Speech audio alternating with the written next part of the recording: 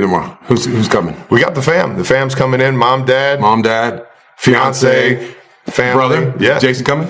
Jason won't be in town. He's got the 4 girls celebrating Christmas out in Philly. So I'm trying to think okay, because maybe you don't want to tell us. Jason and them came to last week. They wanted to come to Back in the city, baby. Okay. Oh, get to see about it, huh? Oh, nice. See, now you're making it comfortable. Yeah. Let's pretend these cameras on here, right? Let's do it. No secrets. Getting down at the end of the season. You guys are in a position that you haven't been in a long time. You're not going to the playoffs. Man. I mean, how do you put that in perspective? How are you dealing with that?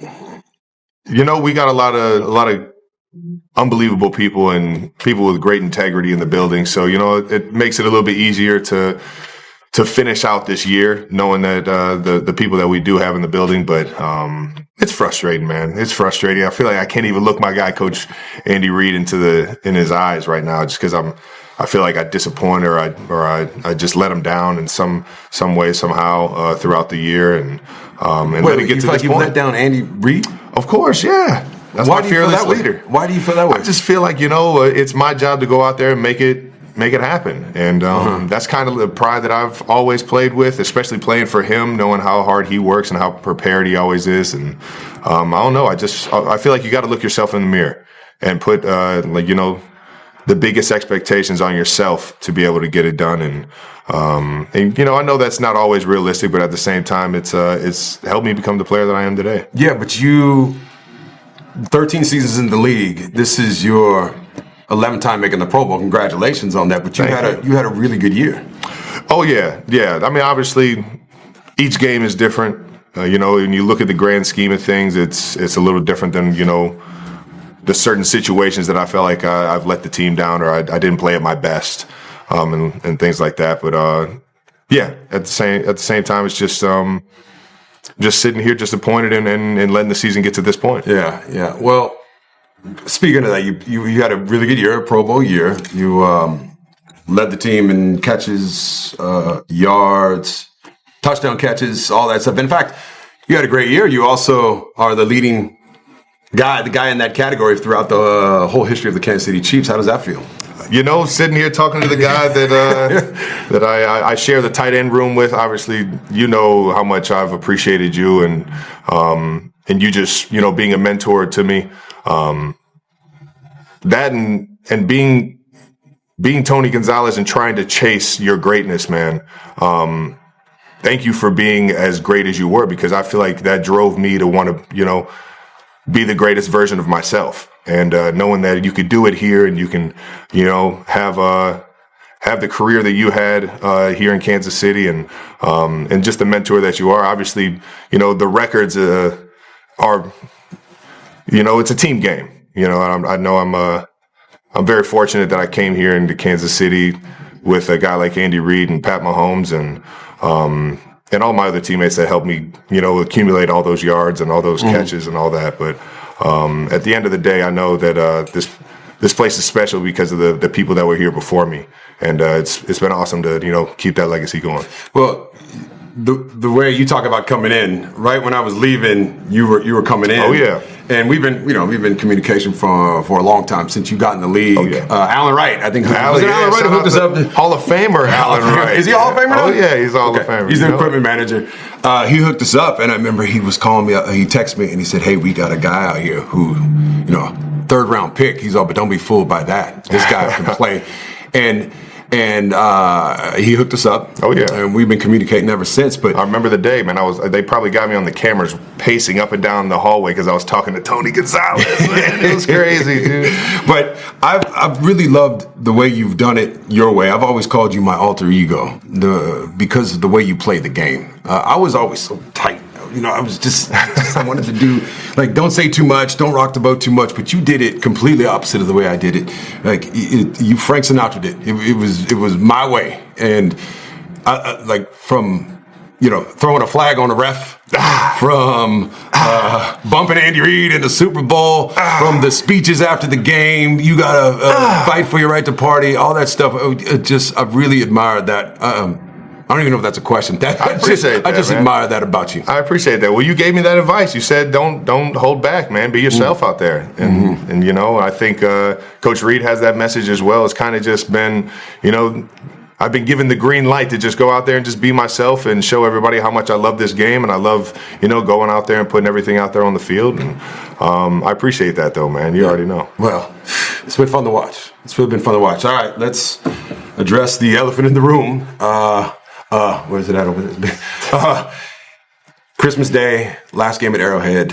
Yeah.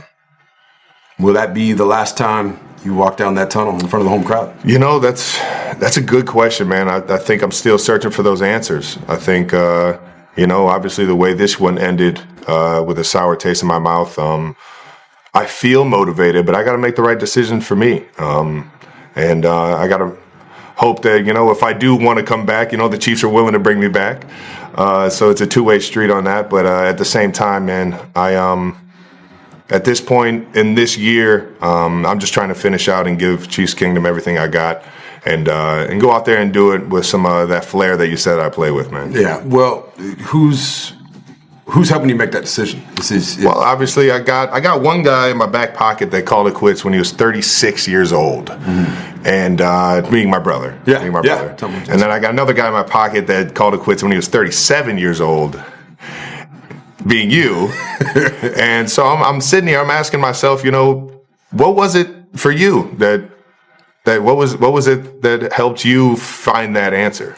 Well, for me, the reason I had kept coming back, because I was going to retire a little bit before. And honestly, I thought last year you guys were going to win the Super Bowl and then you were going to retire at the Super Bowl. You decided to come back. But for me, it was chasing that. And that's where I look at you. There's nothing else left. I mean, you are one of the greatest tight ends of all time, if not the greatest. You have won Super Bowl rings. You have been all pro. You have done stuff off the field. You have stuff waiting for you after the season's over. The sky's the limit on what your next chapter is going to be. So that's where I think, who knows what that's going to be. yeah, and who knows what that's going to be, but you have that opportunity. So that's for me, that's what went into it. It was like, okay, what am I looking for after this season is over? And, you know, I was in Atlanta at the time. We'd won 2 games. So I knew, like, okay, if I come back here, we're probably not going to win the Super Bowl. So that was a big part of it. Okay, and I had finished everything I wanted to accomplish as a player individually. Yeah. And I said, all right, well, I guess a Super Bowl is just not in the cards for me. But for you, that's not the case. So when you look at all that, yeah, does that factor into your mind? Okay, what would I be coming back for? What would you be coming back for if you do come back? Just the fact that I know when it's over, it's over, and I feel like I don't know, like I still have a lot of love for this game, man. It's if I feel like if I came back, it'd be to, you know, answer that flame in my heart that I still love this thing, and you know, I've been very fortunate to you know, handle things on the field and off the field, to be able to set myself up and follow the footsteps of guys like Tony Gonzalez into the booth, if that's something that I want to do. And, you know, obviously stay around the game somehow, some way. Other avenues like acting, like my guy Tony Gonzalez, just keep following him. I'm just following him everywhere he's going right now. No, I'm very fortunate that you guys have opened those avenues and made it a success to where guys like me can, you know, maybe find that answer after football. But yeah, I got to find out if that's, you know, the next chapter, or if I'm still, you know, young and hungry and ready to play some football, man. Mm-hmm. Well, who's going to be at the game tomorrow? Who's coming? We got the fam. The fam's coming in. Mom, dad, fiancée, family. Brother? Yeah. Jason coming? Jason won't be in town. He's got the 4 girls celebrating Christmas out in Philly. So I'm trying to think, like, okay, because maybe you don't want to tell us. Jason and them came to last week. They wanted to come to a noon game. Okay, because I remember my last game. Yeah, so they can get the little ones in and out. High school coaches coming tomorrow? Anything like that? No, they came last week too. Okay. I'm just saying. It's Christmas. It's a hard game for everyone to get to. I'm just saying, my last game, I invited my high school coaches, my basketball coach, my high school football coach, all the people that have ever been there for me throughout the history of my career. Because I knew it was it though. So I'm trying to see if there's a little insight there. But when you walk out there, we all know how great the Kansas City Chief fandom is. Best, isn't it the best? Like, If it was just Sundays, man, I feel like I could play till I'm 50, man. But, obviously there's so much that goes into it. Arrowhead being Arrowhead, man, the game day atmosphere, playing in front of them, getting a first down, getting a touchdown, and seeing them go crazy, man. Those will be memories that I cherish, no matter when I hang them up, man. I'll be old and gray thinking about those moments. You will, yeah. So for the fans, one of the coolest things that ever happened to me, and you were there, I was on the Falcons, and I'd come back to play the Chiefs, and they introduced me during the pregame show, the pregame. They said, "Let's welcome back Tony Gonzalez," and the fans. They gave me the biggest shower. It's giving me chills just thinking about it. It gives me goosebumps too. Okay. Like seriously, it was one of the coolest things ever. Tomorrow, in front of that crowd, that was one of those things too. I was like, if you were going to retire, to give them a chance to shower you, because that was one of the coolest feelings I've ever had in my career. We'll see. Yeah, we'll see. We'll see. I think. They've showered me enough with everything that in this community, being having the honor of being the Walter Payton Man of the Year nominee for the Chiefs yet again, and how much they know I care about this community, and how much this community cares about itself, to be able to latch on and want to support it, or at least want to support all the stuff that I've done with the foundation and things like that. Man, this city is it's special, man. It's special, and I love playing for them. Yeah, well, I guess my best advice for you too is to really make sure you enjoy it, just in case this is the last time.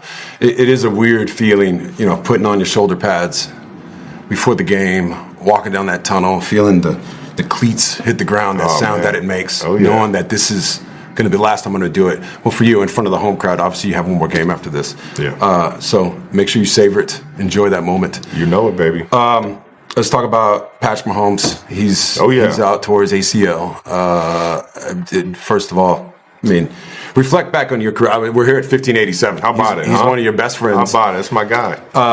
Playing with him all these years, what do you take from that? What has that relationship been like? It's he's family now, man. I think through all the hard work and all the family time that we've had outside the facility and outside the building, man, there'll definitely never be a goodbye to him. It'll just be like another day in life with Patty Mahomes. But I think what he's been to my career up to this point is obviously you can't measure it. It's all the little things that you see manifest out there onto the field that we're working on every single week, every single off season. Getting to understand, how he sees the game and just trying to be an outlet for him, man. When he came in the league, man, he took this thing by storm, man, and it's been a fun ride ever since he's been at the helm. Yeah, well, you too. I mean, that's both you guys taking it by storm. The connection that you guys had on that field was unlike anything I've ever seen. I mean, Jerry Rice and Joe Montana, very few guys like Gronk and Tom. Like it's going to go down in history as one of the best. And have you thought about maybe that being over and him throwing his last pass to you? That was a harsh reality when I got asked that. I forget who exactly asked me that I did a press interview last week, and I was like, oh man, that's a dark way to look at it, man. I think I don't know, I'll always be able to go out there in the backyard slinging around with the old Texas gunslinger, man. But that day's gonna come, and if it's already happened, I can feel pretty content on how many times he's connected on the field with me, and how much success and how much fun we've had playing this game, man. Well, I guess last thing I want to tell you is thank you. Really, I mean that, because the closest I ever got to a Super Bowl, well, in Atlanta, we went to NFC Championship game, but I don't even know if you remember. I was at the game when you guys won it the first time. Come on, man! I remember like it was yesterday. Do you remember what happened? The first one I hugged when I knew I won it, dude. That's what it is. You're coming off to the sideline, and you're going back, and you guys it was over, and got to give you a big hug, got to give you a handshake. And that is the closest I ever came, and I really felt like we won. We did, baby. So I want to thank you for that. I was just passing along the legacy, baby. You already know. But that was one of the coolest moments ever. I'm right there with you. Being there with you for that, and I am.